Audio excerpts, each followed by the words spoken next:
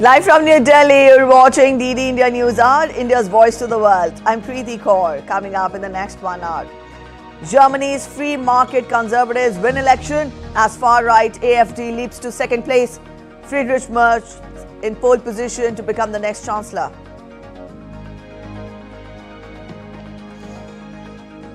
Israeli Prime Minister Benjamin Netanyahu warns Hamas that it is ready to resume fighting as the group refuses further talks unless Israel releases prisoners already agreed upon. Delhi-bound American Airlines flight from New York diverted mid-air to Rome after a security threat. It's cleared by authorities to depart for Delhi today. Prime Minister Narendra Modi to inaugurate two-day Global Investors Summit in Bhopal. Germany will be the partner country focusing on green energy, education and women empowerment. And in Champions Trophy, Kohli's century headlines India's comprehensive win against Pakistan in Dubai.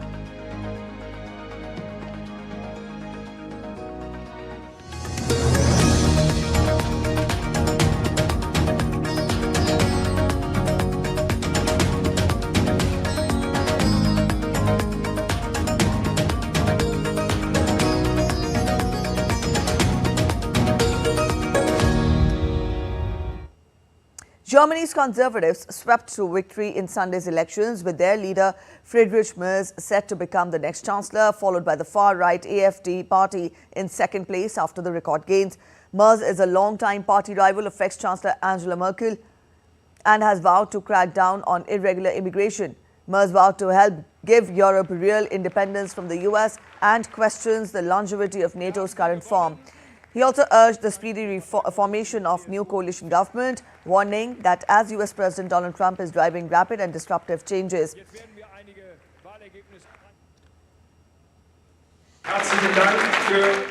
Thank you very much for the trust that you place in us and also in me personally. I'm aware of the responsibility and I also understand the magnitude of the task that now lies ahead of us. I face this with the utmost respect, and I know that it will not be easy.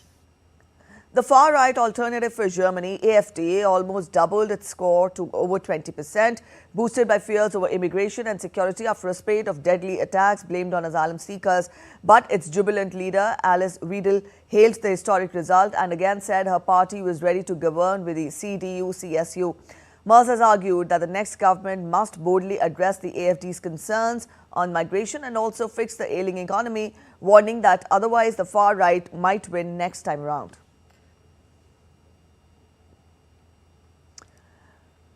All right, to discuss more about what this means for Germany and for Europe, let's cross over to our correspondent Thomas Sparrow joining us from Berlin. Thomas, good morning. What do you make of these results? Help us understand it better. There are three main conclusions that we can make at this point. The first one is that Germans voted for change. The three parties that until last year formed the governing coalition didn't get the results they were hoping for. They all reduced their share of the vote compared to 2021, the last time elections were held. In fact, the governing Social Democrats got their historically worst result ever and ended for the first time in third position. The second conclusion is that Germany is shifting to the right. The conservative bloc CDU-CSU, which until now was the main opposition bloc in parliament, won the election. They ended up with fewer votes than what they had actually hoped for, but it still means they're now in pole position to lead the next government. Friedrich Merz, the party leader, will most likely become chancellor.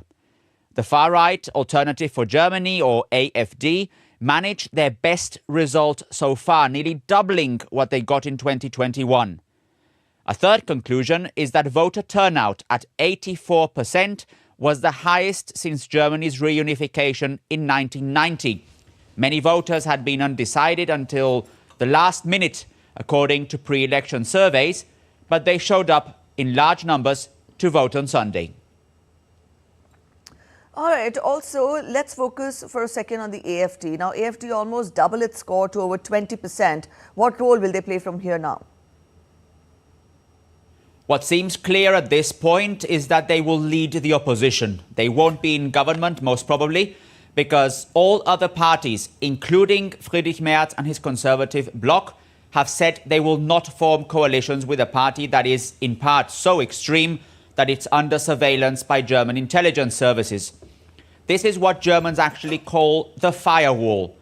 But the result cements the AfD's influence in German politics. Let's not forget that they're a comparatively young party. They're just over a decade old.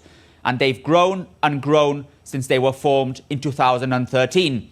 And now, for the first time, they will be the second biggest party in the federal parliament right here in Berlin. And this comes at a time when they're also particularly influential in the eastern part of the country, where they won a regional election for the very first time last year. The AfD will probably continue focusing on their key topic of migration, where they are pressing for a much stronger stance on irregular migrants coming to Germany. What this rise of the AfD means for the other parties? Well, it means that they will have to essentially form majorities without a fifth of the electorate that chose the AfD. All right, Thomas, also the Conservative bloc is in pole position to lead the new government. Now, how difficult will it be for them to form a coalition?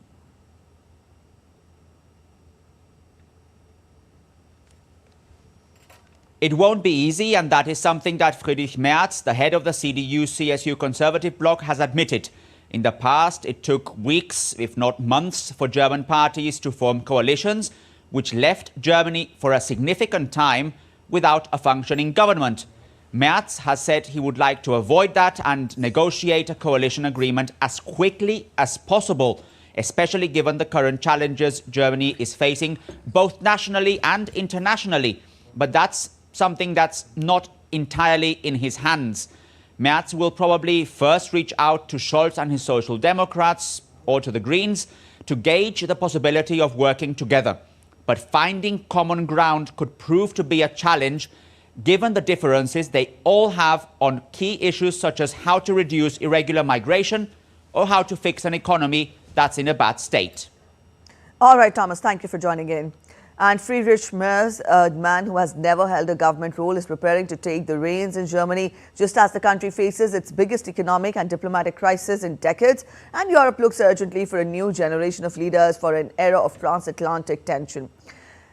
He hails from Sauerland, a Catholic upland region in far western Germany. Merz enjoyed a meteoric rise through Christian Democrats. He first won elected office for the European Parliament in 1989. But Angela Merkel soon sidelined Merz to take over the party. For a decade, he pursued a career in the private sector. He was twice rejected as Merkel's successor in 2018 and 2021. Results spell an unlikely third-act triumph for Friedrich Merz, and Merz's campaign promise was to revive the ailing economy. He has given many signals to a rightwards shift. He pledges to shut German borders to undocumented migrants. Merz has vowed a zero-tolerance law and order drive. He is a licensed pilot who flies his own private jet. He has been married for more than 40 years to Charlotte Merz, a judge. Excellent spoken English and negotiating skills make him a good candidate for the Trump era. He also favors sending Taurus missiles to Ukraine that Scholz has always blocked. He's open to reforming debt limits that doomed Scholz's government, but world leaders may have to wait, with polls showing a real chance of a parliament with as many as 7 parties. Germany could be in for many months of fractious coalition talks before Merz walks into Berlin's Riverside Chancellery. An American Airlines flight from New York to New Delhi was diverted to Rome due to a security concern. The threat later determined to be non-credible. Law enforcement in Rome inspected and cleared the aircraft to re-depart. The flight was carrying about 200 people on board, departing from John F. Kennedy International Airport, bound to Indira Gandhi International Airport in New Delhi. The airline received bomb threat while flying over Caspian Sea and later landed at Rome's Leonardo da Vinci Airport in Italy. The flight will stay overnight in Rome before continuing to fly for Delhi on Monday. Syria's new president, Ahmed al-Shara, will be attending an emergency Arab League summit in Cairo on March 4th on the invitation from Egyptian counterpart Abdel Fattah al-Sisi. It marks a major step in rebuilding ties with the Arab world after the downfall of Bashar al-Assad. Since assuming power, Shara has sought to strengthen ties with Arab nations, pledging a political transition that includes the formation of an inclusive government and eventual elections, though it could take up to 4 years to organize. While Sisi congratulated Shara upon his appointment, their first face-to-face meeting is expected to take place during the Arab League summit.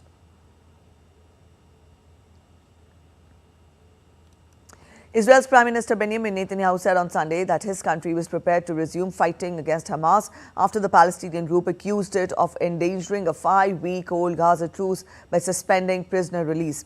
The first phase of the truce, which has largely halted more than 15 months of devastating war in the Gaza Strip, is due to expire in early March, and details of a planned subsequent phase have not been agreed. With tensions again surging over the deal, Israel on Sunday announced an expansion of military operation in West Bank.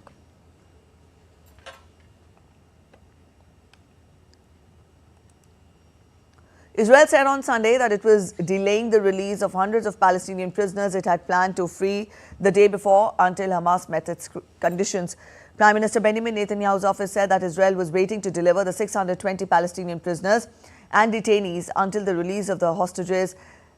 The next round of hostages has been assured and without the humiliating ceremonies.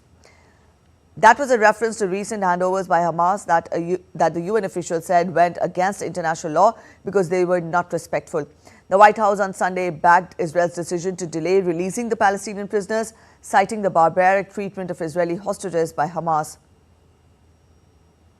Both sides have said that they intend to start talks on a second stage, which mediators say aims to agree the return of all remaining hostages and the full withdrawal of Israeli troops. The 6 hostages freed on Saturday were the last living Israeli captives due to be handed over during the first phase of the ceasefire. The bodies of 4 dead Israeli hostages were to be released next week. The mother of Shelley, Shem Tov, said that the mission is not yet complete, asking for the release of all the hostages from Gaza. Tal Shoam and Evera Mengitsu were released first in southern Gaza's Rafah, followed by Elia Cohen, Omer Shem Tov and Omer Venkat, all seized from the site of the Nova Music Festival in Hamas' October 7, 2023 attack on southern Israel. Hamas later handed over a 6th hostage in Gaza City, Hisham al-Said, with no public ceremony. All right, DD India's Akshay Dongre joins us. Akshay, good morning. Now, we've told our viewers how Israeli Prime Minister has warned Hamas that it is ready to resume fighting. First of all, get us the current status of the hostage swap, of the hostage deal. How many hostages have been freed and how many are still more awaiting their freedom? Well, Preeti, as of now, the total number of Israeli hostages that have been released by Hamas are 41. If you take the entire course of fighting in exchange of hundreds of Palestinians who have also been released by the Israeli authorities. Now, as far as the current status of the exchange is concerned, Israel has indefinitely delayed the next round of prisoner exchange. Now, Israel was to release over 600 prisoners that are from Palestine. In fact, over 250 of them are below the age of 18. In exchange of 6 Israeli hostages that were taken by Hamas as far as the attack on the Nova Festival is concerned in October 2023. Now, with the kind of exchanges that have been happening, the biggest concerns for the Israeli authorities have been the ceremonies that have been held by Hamas in Gaza during the release of Israeli prisoners. In the latest one we saw where an Israeli hostage was seen kissing one of the Hamas fighters on the head. Now there have been apprehensions by civic authorities, civil society members and a lot of human rights groups as well, that all of these hostages that are being exchanged and are returned by Hamas can also be made to take part in the theatrics of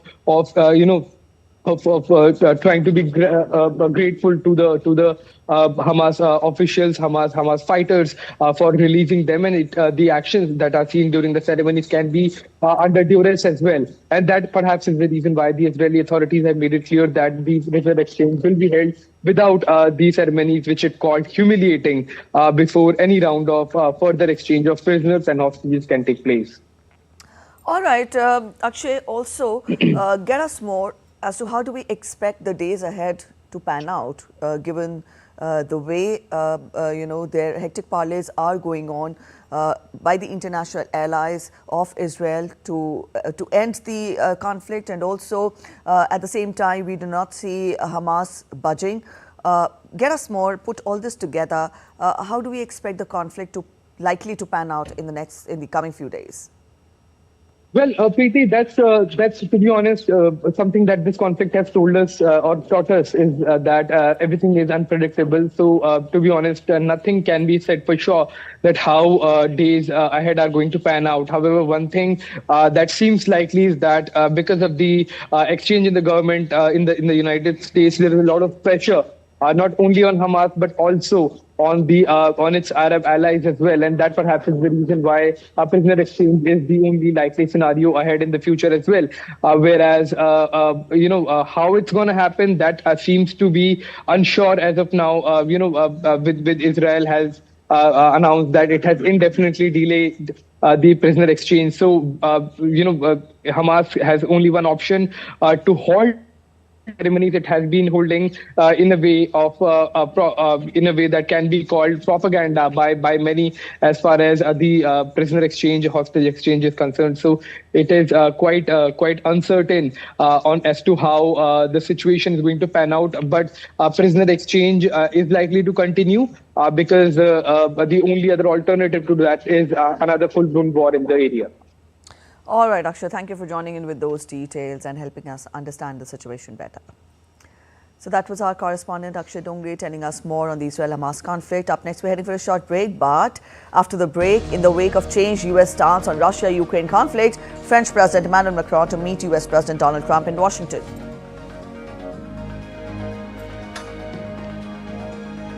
Zelensky proposes sacrificing presidency for peace as Ukraine marks 3 years of conflict. Pope Francis in critical condition as global community prays for his recovery amid double pneumonia.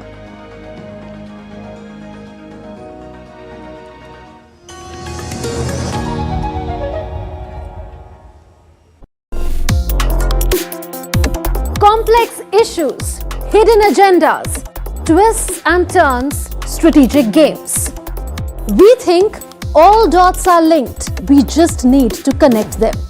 Join me every week as I connect the dots to unravel hidden designs in statecraft, mysteries, and decode issues that matter to you.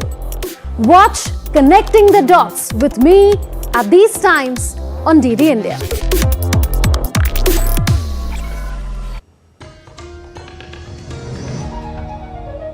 Welcome back after the break. You're watching DD India News Hour. Let's turn focus to Russia-Ukraine conflict now. Ukrainian President Volodymyr Zelensky on Sunday offered to give up presidency if it means peace in Ukraine.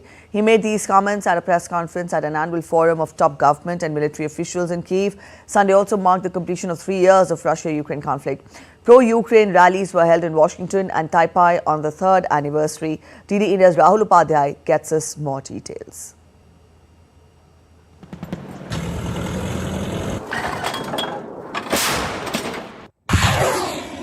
As the Russia-Ukraine conflict completes 3 years on Sunday, protesters and activists took out rallies to mark the occasion. In Washington, supporters of Ukraine gathered at the Lincoln Memorial to mark 3rd anniversary of the conflict. Many questioned former President Joe Biden's handling of the conflict in Ukraine. While in Taipei, dozens of Ukrainians and activists gathered on Sunday outside the building of Russian Representative Office. Protesters held placards reading, "Stand with us, fight for freedom," and "Ukraine is not merchandise." Amid increasing tensions between Washington and Kiev, talks for peace took a new dimension. Ukrainian President Zelensky said he's willing to give up presidency if it means peace in Ukraine. If it's about peace in Ukraine and you really want me to leave my position, I'm ready to do that. Secondly, I can exchange it for NATO membership if there is such an opportunity. I will do it immediately without a long conversation about it. I'm focused on Ukraine's security today and not in 20 years. I don't plan to be in power for decades. Therefore, that is my aim and my dream. Recently, Donald Trump said US aims to recover the billions of dollars in military aid provided to Ukraine. He also wants Ukraine to give the US companies access to minerals. I'm dealing with President Zelensky. I'm dealing with President Putin. I'm trying to get the money back or secured because, Europe has given $100 billion. The United States has given $350 billion. US President Donald Trump's stance on Ukraine also raised concerns among European allies. British Prime Minister Keir Starmer said any discussion to end the conflict must involve Ukraine. Peace only comes through strength. Nobody wants the bloodshed to continue. Nobody, least of all the Ukrainians.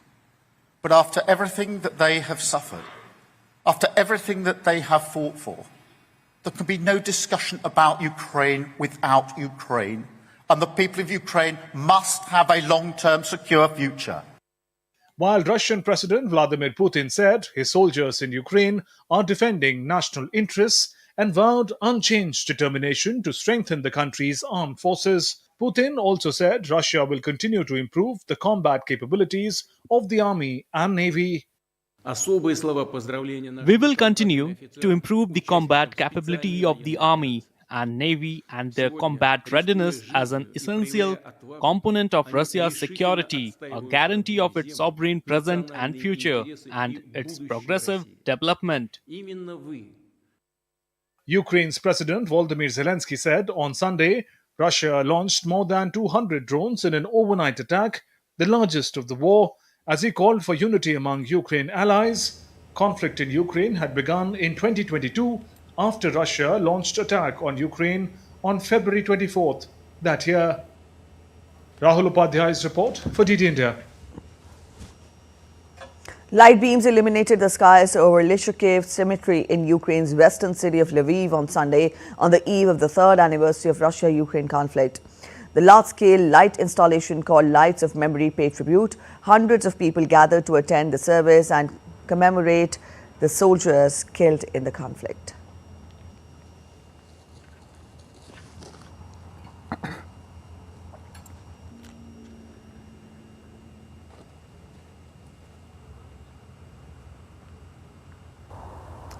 European Union buildings across Brussels lit up in the colors of the Ukrainian flag on Sunday evening to mark the 3-year anniversary of the Russian-Ukraine conflict.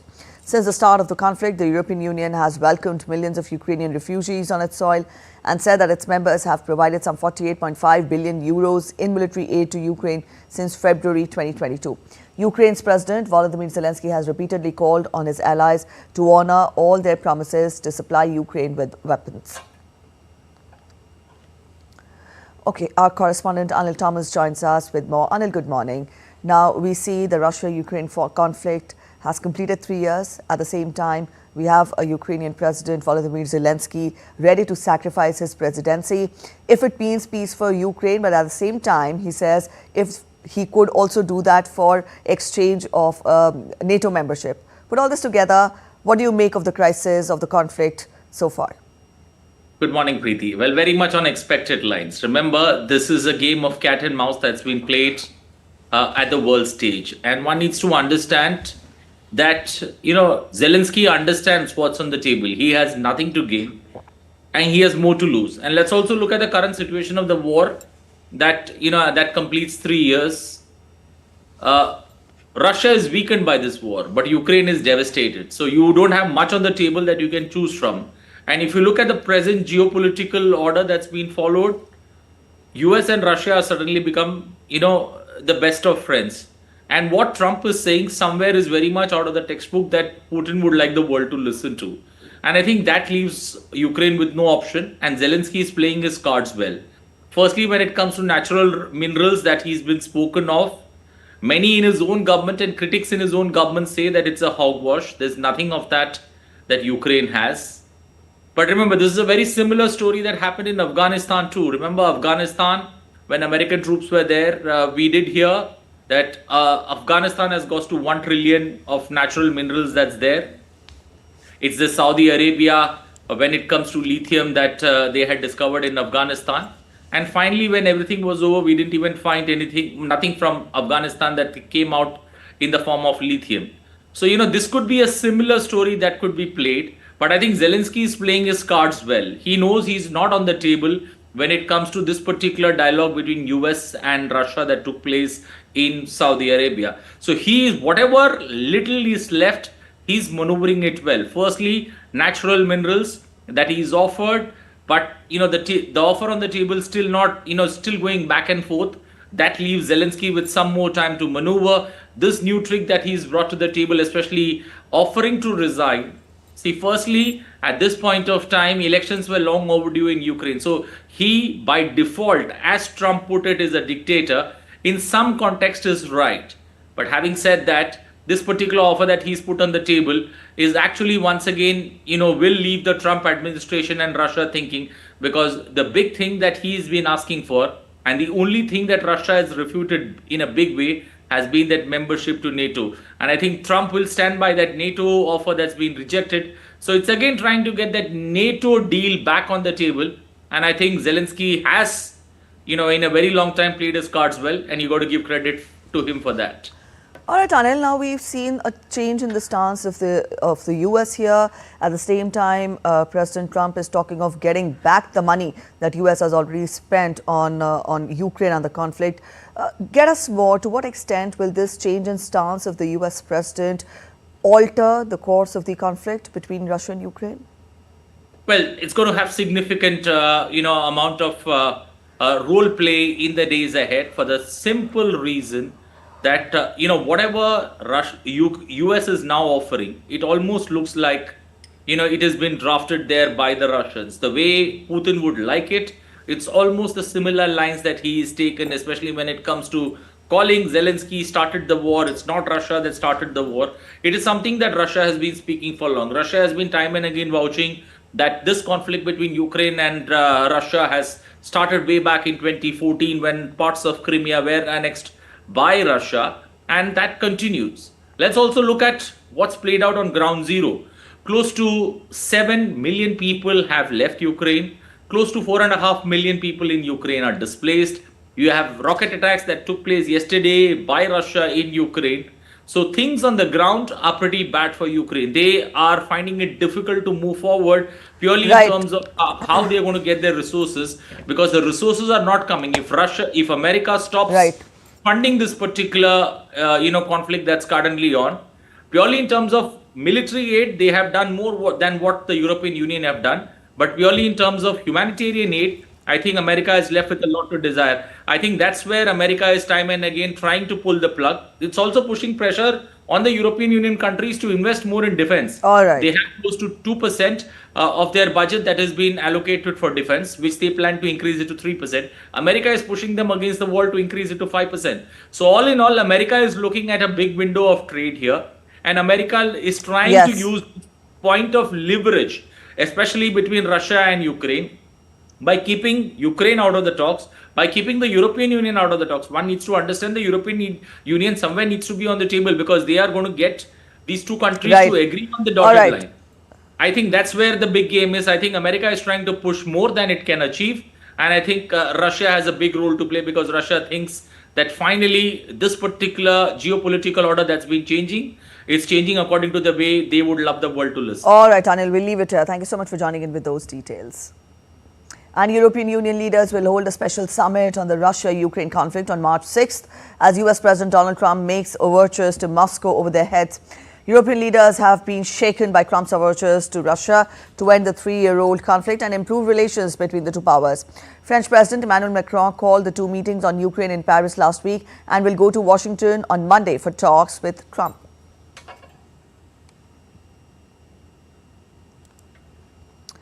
Also, US President Donald Trump will host French President Emmanuel Macron at the White House on Monday. The French president will head to White House on the third anniversary of Russia-Ukraine conflict.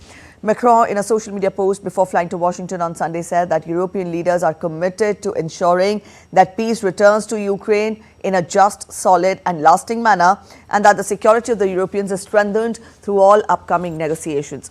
Macron is also supported by most European leaders on his Washington mission, despite deep differences within the EU on the question of sending peacekeepers to Ukraine to guarantee any future deal. Pope Francis, battling double pneumonia, remains in a critical condition with initial slight insufficiency in his kidney function, the Vatican said on Sunday, on his 10th day in the hospital, as Catholics around the world prayed for the 88-year-old's recovery. The Pope, the leader of the worldwide Catholic Church since 2013, was admitted to Rome's Gemelli Hospital on February 14th with breathing difficulties. He was initially diagnosed with bronchitis, but this developed into pneumonia in both the lungs. People around the globe are praying for Pope's recovery, attending masses, lighting candles and holding prayers. In Italy, Archbishop of Bologna and Catholics in Honduras, Brazil, led a special prayer for the Pope's speedy recovery. With candles flickering in the quiet of the Basilica, Zuppi implored the Lord for the Pope's health.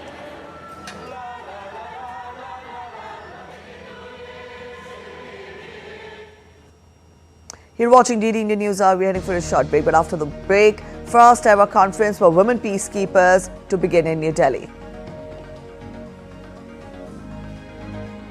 India and UK set to relaunch long-delayed free trade agreement negotiations aiming to boost trade and investment.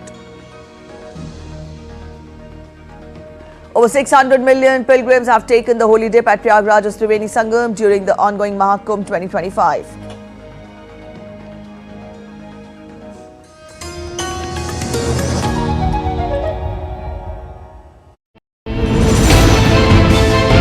Geopolitics and trade deals. Economic challenges amid development. Hard work and the path to prosperity. It's the economy always. Between walkers, money is what money does and says. Supply creates its own demand. Between the bulls pulls and bears tears. When supply chains globalization and India rises to the podium.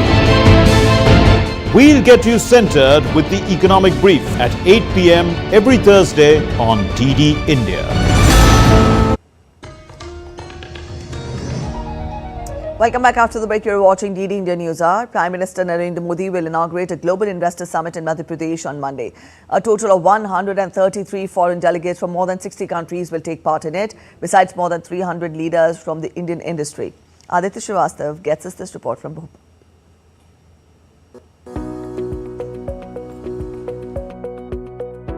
The central Indian province of Madhya Pradesh is all set to welcome delegates from all over the world for the biennial Invest Madhya Pradesh Global Investor Summit to be held in the provincial capital of Bhopal.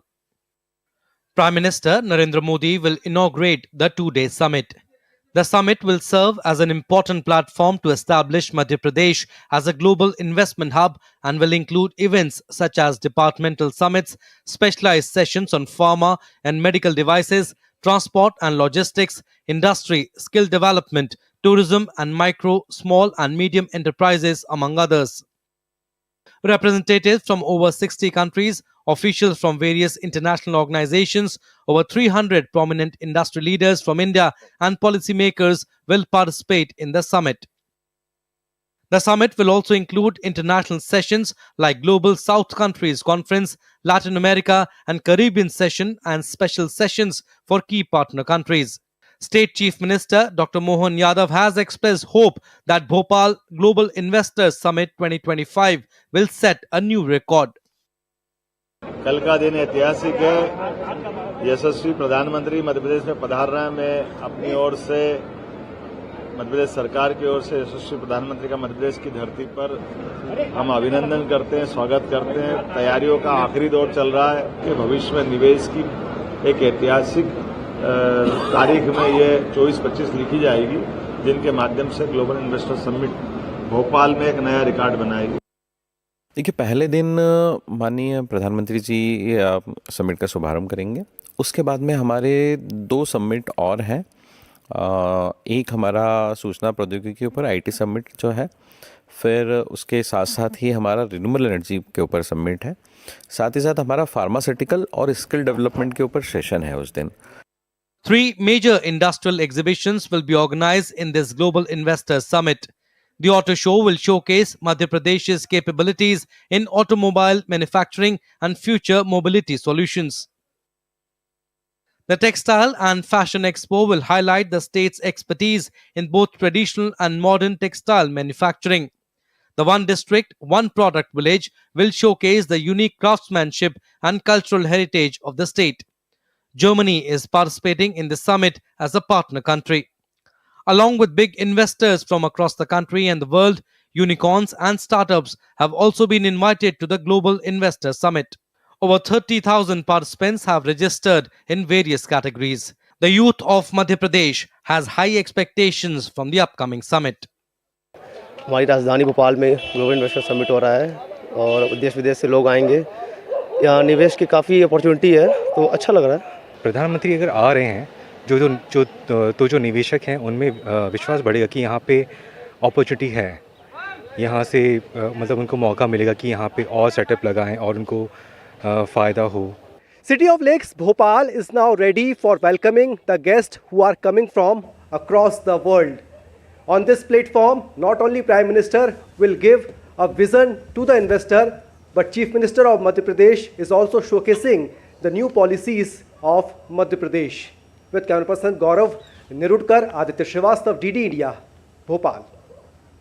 Germany will participate as a partner country at the Global Investor Summit in Bhopal. Consul General Ashim Friedrich, along with representatives of the Indo-German Chamber of Commerce and German-Indian Innovation Corridor, will participate in the summit. Germany is participating as a partner country in the Global Investor Summit, which is going to be inaugurated by Prime Minister Narendra Modi in Bhopal on 24th and 25th February. German pavilion will be set up at the Global Investor Summit. It will showcase opportunities for India-German cooperation under the aegis of Indo-German Chamber of Commerce. In this, an MOU will be signed between Madhya Pradesh government and Indo-German Chamber of Commerce and GIIC-CI. This agreement will be to promote sustainable and long-term investment in Madhya Pradesh, in which German companies will participate in development works in various sectors. Especially in Germany, we are on a skill shortage for the manpower here, so it makes sense to do some kind of investment in India than instead of Germany.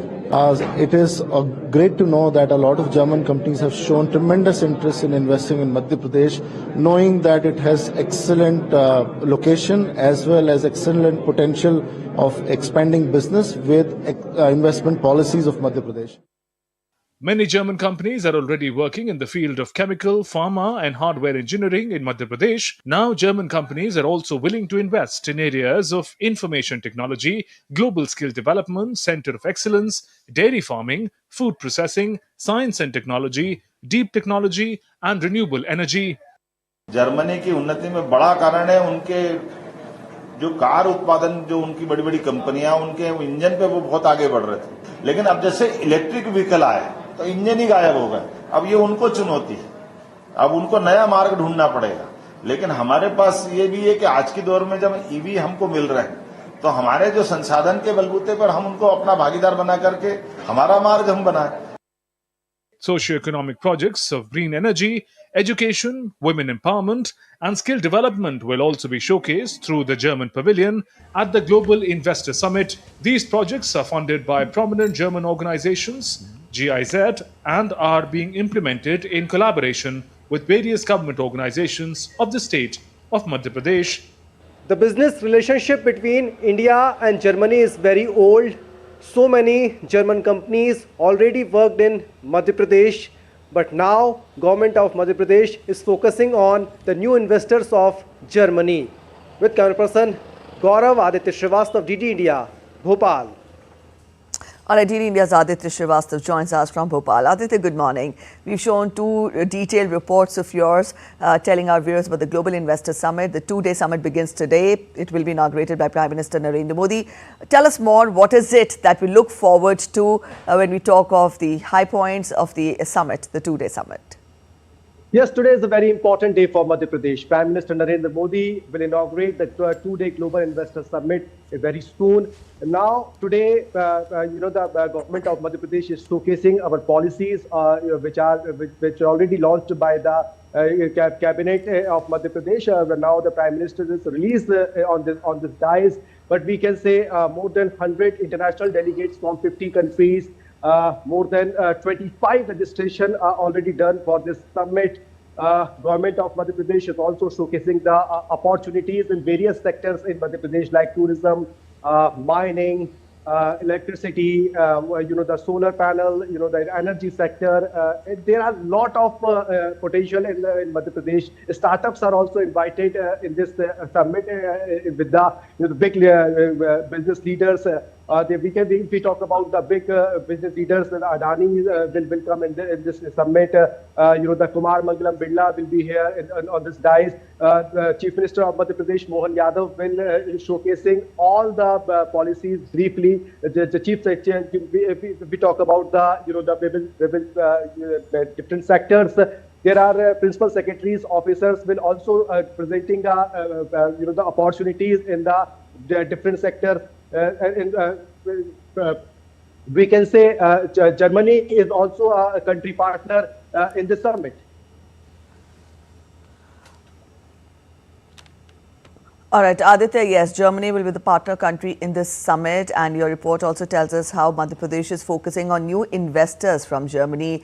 Get us more, how do we look forward to this participation of Germany in the investor summit as the partner country? Yes, Germany is also showcasing their policies. Germany is also interested in India for investment. Chief Minister of Madhya Pradesh also went for Germany, London, Japan. These three countries, there are more than 50,000 crore investment proposals Madhya Pradesh got already in last 1 year. If we talk about last 1 year, there are more than 4 lakh crore rupees investment proposal already got Mohan Yadav for investments in Madhya Pradesh. People of Madhya Pradesh are very excited. Youth of Madhya Pradesh are very excited because they know if the industries are come, if the investors are come here, they got a job. They did not migrate from Madhya Pradesh. So many IT companies work already in the Madhya Pradesh. So many Germany companies already worked in the Madhya Pradesh. But now government of Madhya Pradesh is focusing on the new investors of London, Japan, Germany and other countries. All right, Aditya, we'll leave it here. Thank you so much for joining in with those details. So that was our correspondent Aditya Srivastav joining us from Bhopal, telling us more about the Global Investor Summit, which will be inaugurated by Prime Minister today. This is a 2-day summit. We'll keep you updated. Let's turn focus to other updates. In line with his commitment to boost connectivity, infrastructure and farmers' income, Prime Minister Narendra Modi will release the 19th installment of the PM Kisan at Bhagalpur in the state of Bihar on Monday. More than 9.7 crore farmers will receive direct financial benefits amounting to more than 21,500 crore rupees. He will also dedicate rail projects. Prime Minister Narendra Modi will also visit Guwahati in the northeastern state of Assam to attend a program that celebrates the culture of the state, especially the tribals. On February 25th, Prime Minister Modi will also inaugurate the Advantage Assam 2.0 Investment and Infrastructure Summit 2025 in Guwahati. It will include an inaugural session, 7 ministerial sessions and 14 thematic sessions. India and the United Kingdom are set to relaunch negotiations on the free trade agreement on Monday. India's Commerce and Industry Minister Piyush Goyal will hold talks with the UK's Secretary of State for Business and Trade, Jonathan Reynolds, in New Delhi. The two leaders will discuss ways to accelerate the FTA talks, which have been under negotiation for a long time now. The agreement aims to enhance trade and investment between both countries by reducing tariffs and easing market access to businesses. The India-UK FTA negotiations were launched on January 13, 2022. A total of 13 rounds of negotiations have been held in December 2023. The 14th round, which began on January 10th last year, was underway when negotiations were paused by the UK side in May 2024 due to general elections in Britain. The first ever conference for women peacekeepers on the theme Women in Peacekeeping, a Global South Perspective, will begin in New Delhi today. The 2-day conference is being organized by Ministry of External Affairs in collaboration with the Ministry of Defense and the Center for United Nations Peacekeeping. The conference brings together the participation of women peacekeepers from 35 troop contributing countries from the Global South.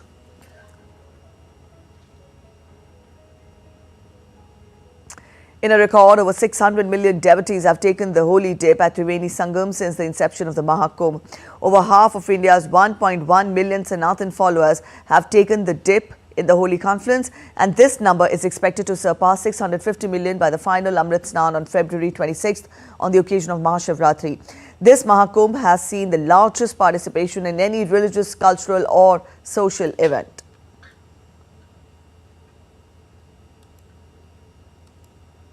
Expecting a massive turnout of pilgrims for the final holy dip on February 26th on the occasion of Mahashivratri, the Uttar Pradesh government is ramping up preparations to ensure that the Mahakumbh concludes smoothly.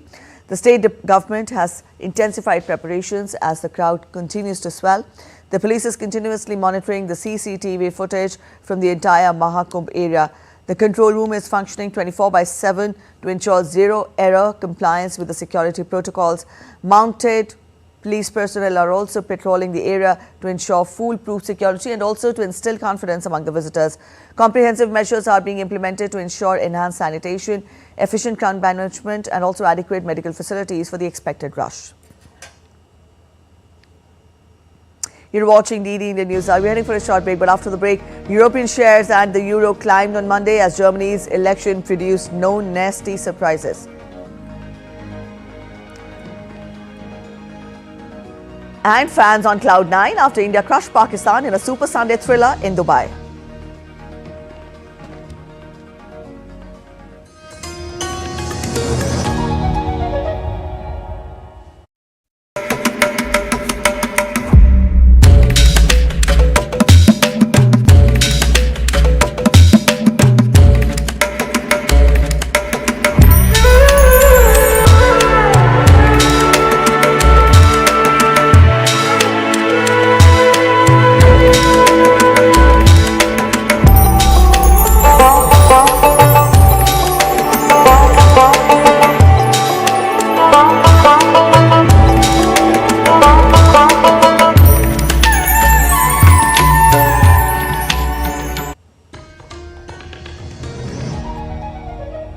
Welcome back after the break. You're watching DD India News Hour. Let's get to updates from the world of business. European shares and the euro climbed on Monday as Germany's election produced no nasty surprises, while the Wall Street futures firmed on the hopes results from the AI diva Nvidia this week would justify the tech sector's sky-high evaluations.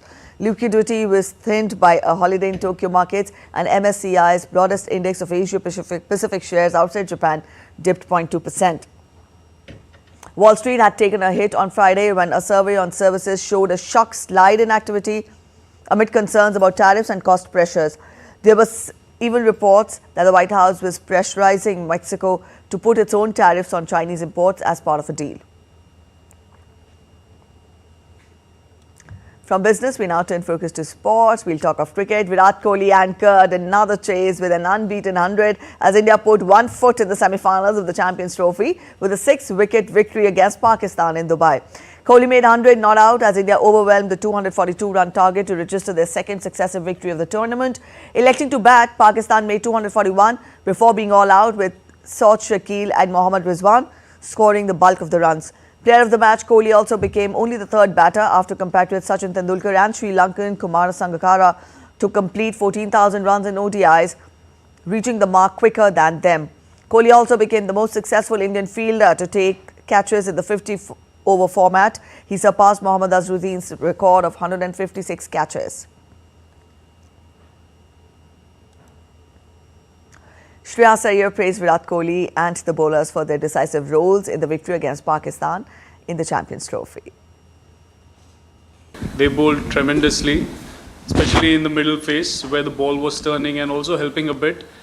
As we know, even in the previous game when we played over here, the wicket is a bit slow. It's spinner friendly, of course, and the way they've been bowling consistently over a period of time, I think the amalgamation of all three bowlers mixing up quite with also the experience that they possess, I think that brings a lot of clarity in their bowling. Part of Virat struggling for runs is just the mindset that he possesses over the years. He's always hungry for runs, and I remember he had come almost an hour before us for the practice session. He played few balls and he was looking from outside. He looked as crisp as he looks all the time. Fans celebrate India's comprehensive victory over Pakistan and Virat Kohli's century in the high-octane clash. Let's see the reactions. We loved it very much. Best match. Brilliant game. I mean, we saw the 14,000 run century and then a victory. Perfect result. So excited to see India win today.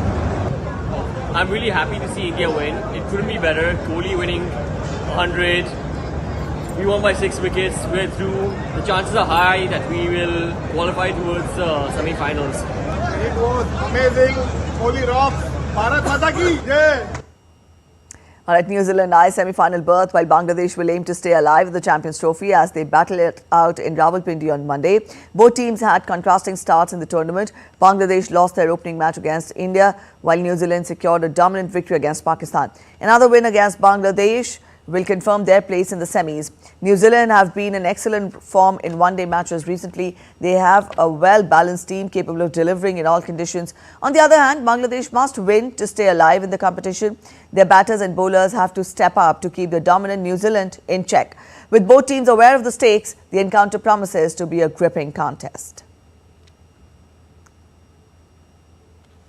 And from here, we take you to Colombia now. The coastal city of the South American nation, Barranquilla, celebrated the eve of its iconic carnival with a lively night parade packed with revelers and dancers. It featured over folkloric groups, dancers and orchestras. The parade also honors the career of their beloved artist Shakira, who is visiting Barranquilla as part of a worldwide tour.